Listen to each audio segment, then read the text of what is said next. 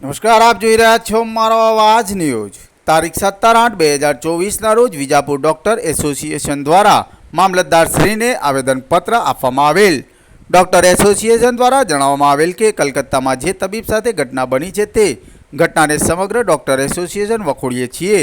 એક તબીબ સાથે આવી ઘટના બને એ શરમજનકની વાત છે તેવું ડોક્ટર એસોસિએશન દ્વારા જણાવવામાં આવેલ। અમે પ્રશાસન પાસેથી ન્યાયની આશા રાખીએ છીએ। रिपोर्टर अल्ताफ पठान, विजापुर।